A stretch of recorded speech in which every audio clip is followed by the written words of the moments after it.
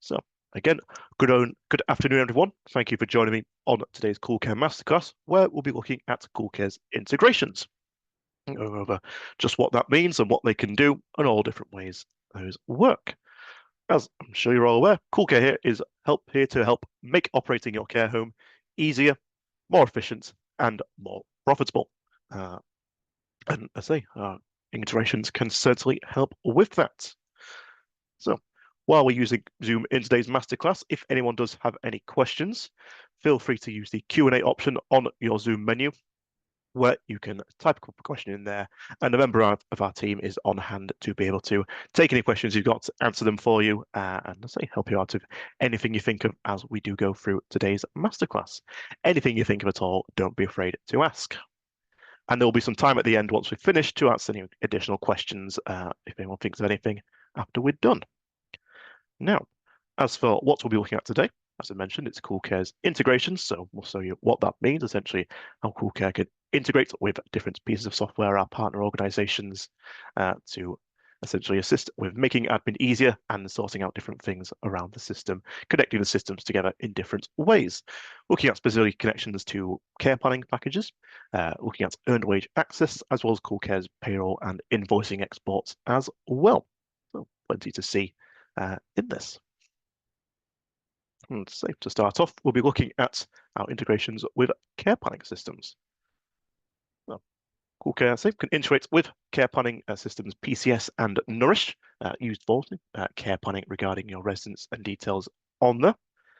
And these are kind of two different integrations for two different systems. They work fairly similarly in the general idea is that CoolCare becomes what is called a single source of truth, which means essentially you put the information in CoolCare and the rest of the systems then take the information from there.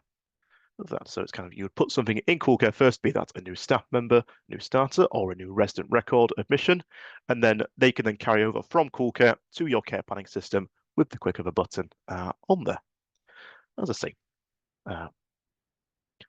so we'll talk about the PCS one. So PCS connection, as they can send newly created staff and residents from CoolCare into PCS to then have them set up in that side. That means there's no need to duplicate any work or data. You just carry them over from one to the next. And with PCS specifically, this is what's called a one-time, one-way connection. What that means is when the new records are set up in CoolCare, you then create them in PCS with that send to PCS button, which will be found on staff and resident records, which I'll show you in a moment how that works. But it is, like I say, just a one-time sending. So it's the first time you would set them up, send them over to PCS, and then that record is in there as well. Any updates or changes that need to be made to the staff or resident information would need to be done on both systems to be aware of that. It's just to say a first-time connection that's set up for them. But it is just a single click of a button to send them over to the record, which I can actually show you. I just swap over to my demo system, I can show you how that works. It is nice and straightforward. If I share my screen now, we can see CoolCare on there now. So, and it's done the similar way for both staff and residents. So imagine you've got a staff member, you've got a new starter. We've just created their staff record and CoolCare is going to log me out. Thank you very much. We've just got a new record in there for our staff record. So imagine we've just created a new starter, and from there we can then create that record and send it over to PCS. I'm just going to use a new starter I've got in here. And as long as the connection, say, to PCS is set up on your system, you'll find this button at the top corner that says send to PCS. What that does, if you click that, is it will ask you for an email address. So in this case, in CoolCare, say there's some required information, obviously, to create the record. The main thing that's PCS requires is an email address that isn't required in CoolCare. So you might find that's empty on your CoolCare staff member, but you can just pop in a record email address for them. I'll just use one I've got on our end and save that. And if I find that staff member again, click that button there, we'll just be able to send the record into PCS as easy as that. And so that record will then appear in PCS as a new staff member, and you can deal with them from that. And a similar case with residents. If we go to a resident record, we can choose a new resident from my system here. Go with this one. Again, there'll be that button in the top right corner, send to PCS, click that, and residents are able to send over straight away. So that then creates a new record in your PCS system, and from there, that can then be edited in both systems as things might change. But it's as simple as that. Now, as for the other care planning integration, which is with Nourish, as a separate care planning system, it works ever so slightly differently, but the general idea is the same, is that it would send send as information on staff members and residents into Nourish. The main difference being the Nourish connection is a one-way, multiple-use connection. So when a new staff record or residence is created in CoolCare, it will then be sent to Nourish and linked to that record in CoolCare. And if you then update that record in CoolCare, it would then update them in Nourish as well with the information you've popped in on there. So some details can carry over from CoolCare into Nourish. It is, let's say, a one-way connection, however. It doesn't go from Nourish back into CoolCare. So again, CoolCare becomes this single source of truth, as we call it, meaning that you update something in CoolCare, and that's kind of where the information should be coming from to go into Nourish in this sense. And the records can be unlinked if you need to remove that link from them. That can be taken away as well if you don't want stuff updating on both sides. So, and that's, I think, the general idea with those integrations with our care planning systems. As I say, it's just a matter of sending information from CoolCare into the other system and can then, say, have a nice consistent record on both sides to make things easier for keeping track of all of that. If you do already use PCS or Nourish, you can get the system linked together. There's no additional charge or anything for that. It's just our support team can set up things to get that up and running for you, and they'll be able to do that. Our support team, can set up that connection for you. Just get in touch with them, and they would then be able to help you with that process of getting things set up on there. Well, yeah, we can get those systems together if you're already using them. Now, the other main integration that CoolCare has is with what we call earned wage access. Now, what that is, earned wage access via our partner FlexEarn allows staff members to access salary advances via the FlexEarn app. I.e., as they earn money through the month and they do their hours, that can then be to go into FlexEarn, and staff members can withdraw money early before their payday. That's the idea. The way the integration works from CoolCare side is it takes your detail from the timesheets and your pay information for your staff members and is able to then send that over to FlexEarn, who can then process that and work out the rest in terms of the staff members' earned wage access. The shifts would have to be authorized on CoolCare's timesheet to send them over to FlexEarn, so there is a step in order to make sure they can go over. It's not just everything is sent on there. But again, I can show you how that would work with that. From CoolCare side, all you would need to do once the kind of integration and connection is set up is if I share my screen again, it's all managed via the timesheets on CoolCare essentially. So that's kind of the main bits you'd be updating through that. And essentially, as long as a shift is authorized, which you can do on the shift by clicking into it on your timesheets here, and certain people will have the access on CoolCare to be able to authorize those shifts. So you can tick that box there if you've got access to it, save it, and then that shift turns green on CoolCare to say it's been authorized, essentially just saying, yep, that's definitely correct and all good. And then that means it'll be kind of sent over with hours and pay into the FlexEarn side of things, which can handle the rest from there.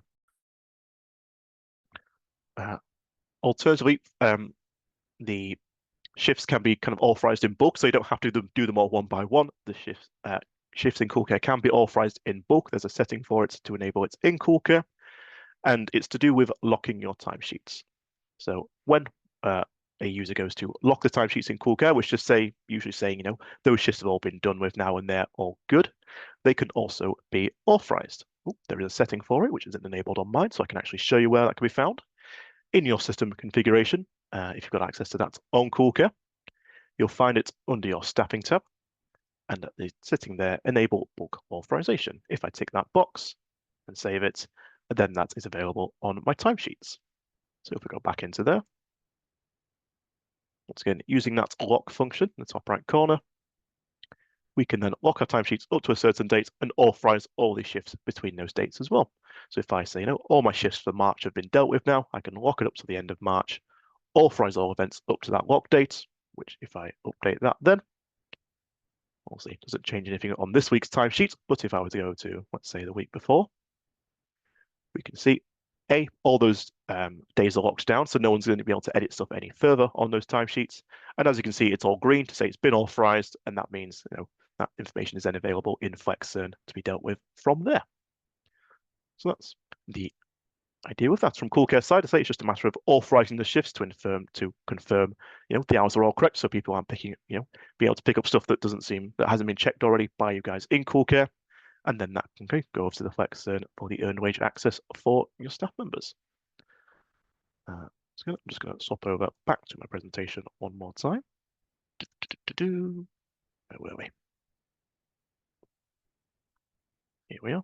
And there's some information on FlexEarn, as you can see there. The main thing is it's free to use for the company side of things, but essentially the only cost comes from the staff when withdrawing the money, which is a small cost essentially per withdrawal, which is all the only thing with it. But yes, it's then. If you're interested in that, you can get in touch with FlexEarn, who can organize a demo for you, and they kind of get the ball rolling on setting up that connection to CoolCare as well. So feel free to visit FlexEarn and tell them use CoolCare, and they can get that all set up for you. So those are kind of CoolCare's main integrations in terms of actually, talking to other systems. The other way CoolCare can do that is through our exports for both payroll and invoicing. So rather than being a direct connection, instead CoolCare can output information from the system regarding payroll, regarding invoices, and that can be then imported into other systems, payroll processes, finance invoicing systems, whatever you might use outside of CoolCare, to be able to import from one to the other. So let's swap over to my demo system again. Here we are. The kind of settings to control what they would use is found in our system configuration, where I just was on the other setting. There can also be some settings in here. We'll start with the invoicing one. So at the very top of your invoicing settings, there's one here called Export Program.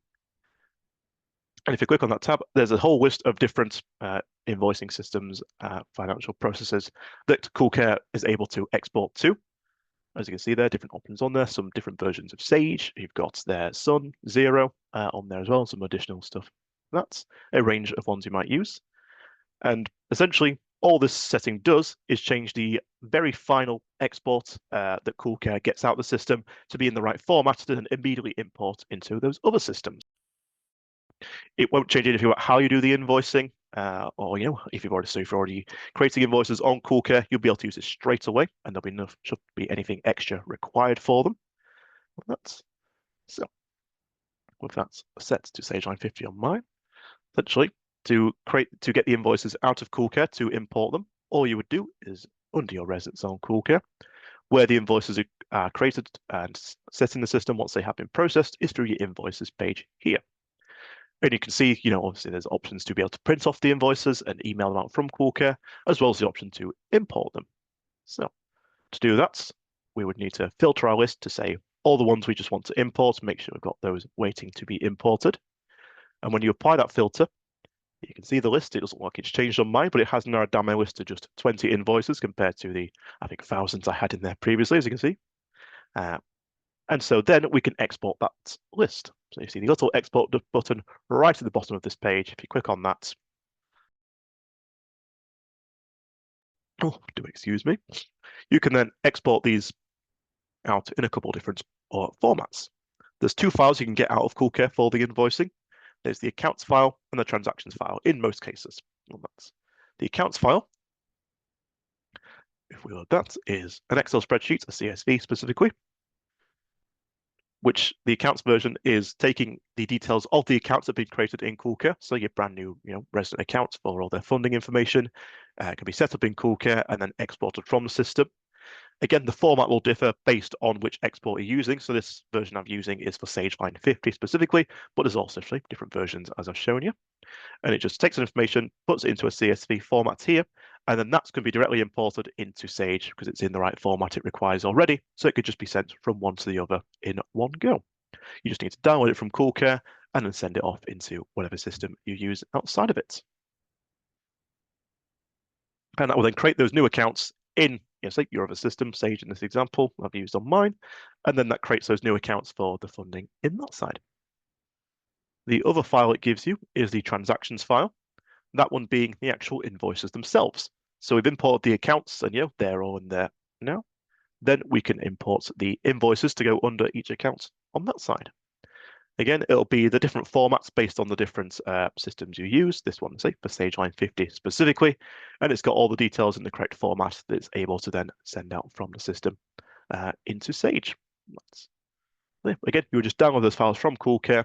They're on your system, and you can then import them into, like I say, whatever system you use outside of CoolCare to process those invoices. As simple as that. Now, once that is done in CoolCare, you do have to do an extra step because since this isn't a direct connection from one system to another, there is the extra manual step of you importing them. You then also have to mark them to say they've been imported in CoolCare so we don't end up accidentally importing them again. And to do that, just for your invoices page, you can mark them as imported on here. Mark filtered to do all of them in one go, or mark selected if you want to do them bit by bit using the tick boxes that could be found next to each invoice. So in this case, we'll do mark filtered as imported. It will confirm that, make sure you want to do it, and I'll click yes. They disappear from my list because I'm still looking for any more waiting to be imported, but if I go back to show all, you can see now they've got that tick to say they've been imported. They're now here, been dealt with from CoolCare, and they're in our other system to handle from that side. Yeah, that's the idea with the invoice import. Like I say, the main thing is it's a variety of different types of imports that can be done, but it doesn't change your invoicing process in CoolCare. That all still works the same. It's just that final two files you can get out from the system to then import into whatever it is you might use, again, with the options we've got there. And in a similar vein, we have a variety of imports for Payroll as well. Under our Staff tab in the same system configuration page, just under that setting I enabled earlier, you'll find the Pay type. And again, this has a variety of different payroll options for different payroll systems you might use. As you can see there, Sage 0, similar to our invoicing, and some extra ones in there. There's also our generic pay rates export in CoolCare as well. If you're not using any specific system, the pay rates can still be exported from CoolCare as our pay rates exports. Now, this one does work slightly differently. It will affect, the final export you get out from CoolCare, but some of them also affect how the pay information is stored in CoolCare. For example, Sage, the CSV in CoolCare, then has our pay information stored for our staff members using what are called pay codes, pay elements in that.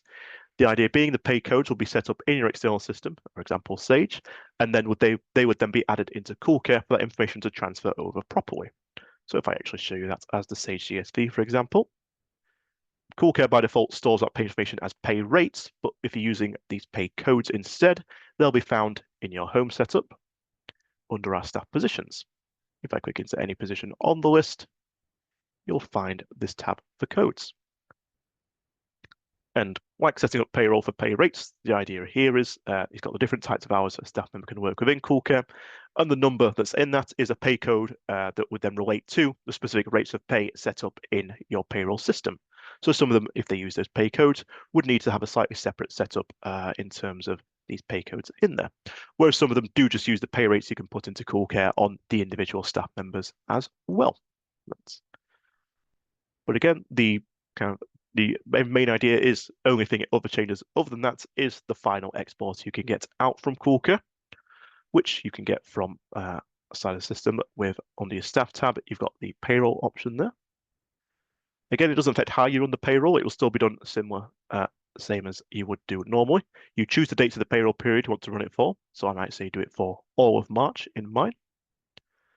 And you can see with using the Sage CSV pay type, which will tell you which one you're using on the payroll page, there's the option to export a Sage CSV. In some cases, you might need to run our additional report first, the view reports, just to check things over, make sure it's all okay before you then actually export it out from the system.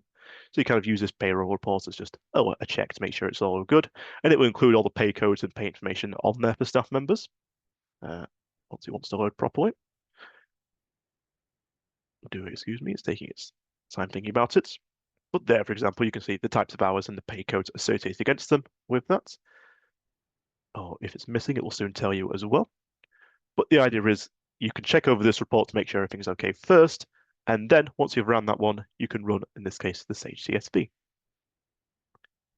And like with our invoicing imports, it's just a CSV file as an Excel spreadsheet that you can then take out of CoolCare, download to your system, and import into there.